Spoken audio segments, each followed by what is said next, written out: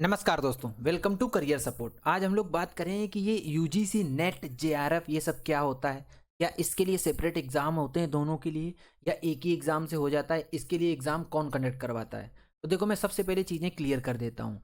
एक जो NTA national testing agency है, वो एग्ज़ाम कंडक्ट करवाती है यूजीसी नेट का, जो कि बहुत पॉपुलर एग्ज़ाम है। आप लोगों ने सबने सुना होगा।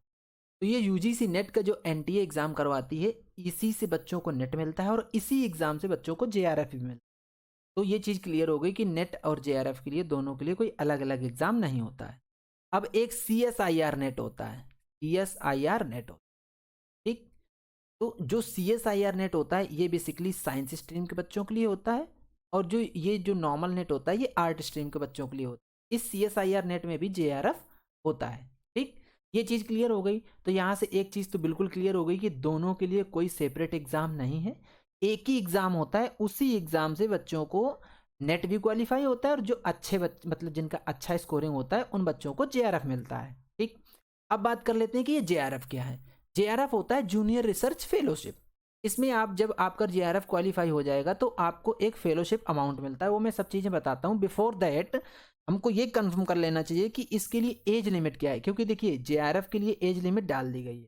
तो जो इसके लिए एज लिमिट है वो 32 ईयर्स है for unreserve candidate, and 35 year है फॉर अनरिजर्व वीमेन, प्लस जो रिजर्व कैटेगरी के कैंडिडेट हैं, रिजर्व कैटेगरी कैंडिडेट, ठीक। ये दोनों के लिए एज लिमिट यहाँ पे रखी गई है। ये जेआरएफ के लिए एज लिमिट डिसाइडेड है, क्योंकि जेआरएफ का सीन ऐसा है कि एक सर्टेन टाइम तक ही आप रिसर्च कर सकते हो। अब एक चीज़ मैं और क्लियर कर देता हूँ। इन केस आप जेआरएफ क्वालिफाई हो जाते हो तो आप असिस्टेंट प्रोफेसर, जेआरएफ तो आपको क्वालिफाई हो गया तो आप जेआरएफ के लिए एलिजिबल हो गए। इसके बाद आप असिस्टेंट प्रोफेसर के लिए भी एलिजिबल हो जाओगे, और आप पीएचडी के लिए भी एलिजिबल हो। अब एक चीज़ और है, जब आप जैसे आपको जेआरएफ के लिए सर्टिफिकेशन मिल गया कि आप जेआरएफ क्वालिफाइड हो, तो जब आप पीएचडी के लिए अप्लाई करोगे, जब आप पीएचडी के लिए जाओगे, तभी आपको फेलोशिप मिलना स्टार्ट होगी। फेलोशिप मिलना तुरंत नहीं स्टार्ट होती। जैसे आपने एडमिशन लिया तुरंत नहीं मिलेगी कि उसी मंथ से मिलने लगे।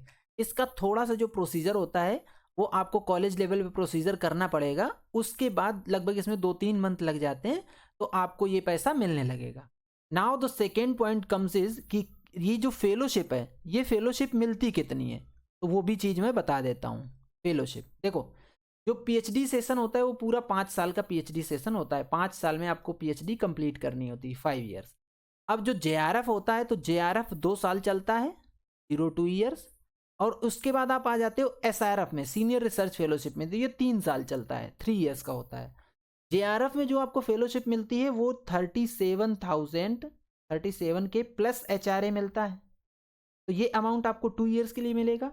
इसके बाद जब आप एसआरएफ में आ जाओगे तो वो अमाउंट बढ़ के आपका 42,000 प्लस एचआरए हो जाएगा। देखो, एचआरए क्या है, सिटी टू सिटी वेरी करता है। First class city, second class, third class, या XYZ जो भी है उसके हिसाब से वेरी करता है, इसलिए एचआरए को अलग रखा गया है।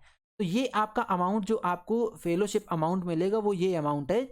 जेआरएफ के लिए आपको 2 साल के लिए मिलेगा 37,000। फिर वही जेआरएफ आपका अपग्रेड हो जाएगा एसआरएफ में, तो वो एसआरएफ अमाउंट आपको मिलेगा 3 साल के लिए 42,000 पर मंथ है ये। और प्लस एचआरए, ये जो भी अमाउंट मैंने बताया आपको ये पूरा पर मंथ है। तो टोटल 5 साल के लिए ये अमाउंट आपको मिलेगा। तो ये बात हो गई अब आपकी जेआरएफ की। जेआरएफ की एज लिमिट मैंने बता दी, और जेआरएफ में जो आपको फेलोशिप अमाउंट मिलता है वो भी मैंने बता दिया। ये बेसिकली क्या होता है कि जिसको एक रिसर्च करनी है, जो बच्चे रिसर्च में इंटरेस्टेड होते हैं उनके लिए ये होता है। और जेआरएफ लगभग लगभग जो क्वालिफाइड कैंडिडेट होते हैं उनके 1% बच्चों को मिलता है। ये कहीं लिखा नहीं है, लेकिन एक ट्रेंड देखा गया है कि ऑन एन एवरेज 1% जो बच्चे होते हैं उनका जेआरएफ क्वालिफाई होता है, ठीक। अब हम लोग बात कर लेते हैं नेट की। जिस नेट एग्जाम से आप जेआरएफ क्वालिफाई करे हो, उसी नेट एग्जाम को ही से आप नेट क्वालिफाई करेंगे। जब आप नेट क्वालिफाई हो गए तो आप किसके किसके लिए एलिजिबल हो गए, तो आप असिस्टेंट प्रोफेसर के लिए एलिजिबल हो गए। If you are qualified for NET तो आप असिस्टेंट प्रोफेसर के लिए एलिजिबल हो, और आप पीएचडी के लिए भी एलिजिबल हो गए आप, ठीक। ये 2 चीज़ों के लिए आप एलिजिबल हो गए जैसे ही आपने नेट क्वालिफाई किया। अब बात आती है कि नेट के लिए एज लिमिट क्या है, तो नेट की कोई एज लिमिट नहीं है।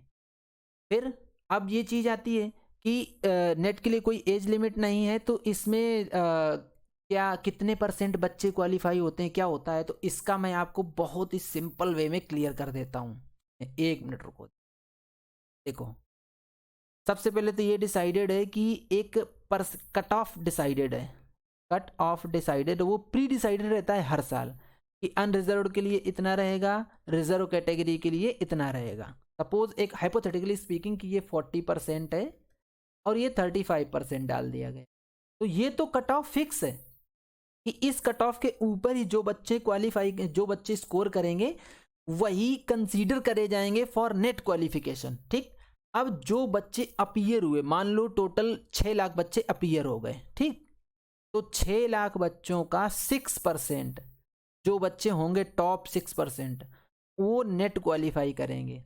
जो टॉप 6% होंगे, जो परसेंटाइल गेन करेंगे 6% बच्चे, वही बच्चे नेट के लिए क्वालिफाई करेंगे। आई थिंक मैंने बहुत ही क्लियर और कंसाइज वे में बताया है आपको। आप लोगों का ये डाउट क्लियर हो गया होगा कि ये नेट के लिए कितने बच्चे क्वालिफाई करते हैं और जेआरएफ के लिए कितने बच्चे क्वालिफाई करते हैं।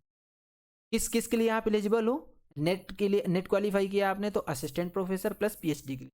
अब इस साल एक नई चीज़ और इंक्लूड करी गई। क्या इंक्लूड करी गई? पहले जो यूनिवर्सिटीज़ थी, जैसे मान लो कि जेएमआई हो गया, जेएनयू हो गया, ये सारी यूनिवर्सिटीज़ अपना अपना एग्ज़ाम अलग कंडक्ट करवाती थी फॉर पीएचडी। ठीक, इस बार यूजीसी ने इनको क्या बोल दिया कि आपको भी नेट का स्कोर कंसीडर करना पड़ेगा। आप सेपरेट एग्ज़ाम नहीं कंडक्ट करवाओगे, आपको इसी नेट के स्कोर के बेस पे ही पीएचडी में एडमिशन देना पड़ेगा। तो इस बार तीसरी कैटेगरी आ गई है। तो जो बच्चे इसी नेट एग्ज़ाम से पीएचडी के लिए क्वालिफाई करेंगे, तो वो कितने % बच्चे क्वालिफाई करेंगे, क्या ये लोग स्टैंडर्ड सेट करते हैं, वो जैसे ही आ जाएगा वो मैं आपको अपडेट दे दूंगा। लेकिन ये एक ही एग्ज़ाम है, एक ही एग्ज़ाम से ये तीनों चीज़ों के लिए बच्चे एलिजिबल हो रहे हैं। किसी भी यूनिवर्सिटी में सेपरेट एग्ज़ाम नहीं हो रहा है कि वो नेट के लिए कोई पीएचडी के लिए कोई सेपरेट एग्ज़ाम कंडक्ट करवा लें। उनको भी नेट के बेस पे ही एडमिशन देना पड़ेगा। तो ये चीज़ें क्लियर हो गई ना बिल्कुल। अगर अभी भी कुछ चीज़ें क्लियर नहीं है तो आप लोग मुझे कमेंट बॉक्स में बताओ, जिससे कि मैं उन चीज़ों को क्लियर करूं कि अभी आपका और क्या क्लियर नहीं हुआ है। क्योंकि मैंने नेट, जेआरएफ और पीएचडी तीनों चीज़ें बिल्कुल बहुत ही सिंपल वे में क्लियर कर दी। अब आपको किसी तरीके की और वीडियोस अगर चाहिए या आपके कोई और डाउट्स हैं तो वो आप अपने डाउट्स कमेंट बॉक्स में बताओ। अगर आप कमेंट बॉक्स में नहीं बता रहे हो तो you can directly reach out to my team. मेरी टीम का व्हाट्सएप नंबर है 8925 130473 8925130473। आप इस नंबर पे व्हाट्सएप पे कांटेक्ट कर सकते हैं। जो कुछ भी आपकी क्वेरी है, जो कुछ भी डाउट है, वो सारी क्वेरी आपकी हमारी टीम ले लेगी और आपके सारे डाउट्स क्लियर कर देगी। आपको किसी प्राइवेट यूनिवर्सिटी में एडमिशन चाहिए, पीएचडी करना है और आप नहीं रीच आउट कर पा रहे हैं कि कैसे रीच आउट करें, कैसे करें, you can simply reach out to my team. मेरी टीम आपको उस प्राइवेट यूनिवर्सिटी में पहुंचा देगी जहां से आपको पीएचडी करना है। तो अभी एक बार नेट का रिजल्ट आ जाने दो, नेट का रिजल्ट आ जाए, उसके बाद आप लोग जिसको जहां एडमिशन लेना है आप लोग मेरी टीम से रीच आउट करो। हम आपको फुल सपोर्ट प्रोवाइड करेंगे आपके पीएचडी को कंप्लीट करने में। तो अब इस वीडियो को यहीं पे ख़त्म करेंगे। अगर आपको ये वीडियो पसंद आई है तो वीडियो को लाइक कीजिए, चैनल को सब्सक्राइब कीजिए और बेल आइकन दबा लीजिए, जिससे कि आपको इस तरीके के जो कुछ भी अपडेट आएंगे ना, वो अपडेट आपको मिलते रहें। इस वीडियो को यहीं पे ख़त्म करेंगे, मिलेंगे नेक्स्ट वीडियो में नए डेटा के साथ। तब तक के लिए टाटा बाय बाय, जय हिंद।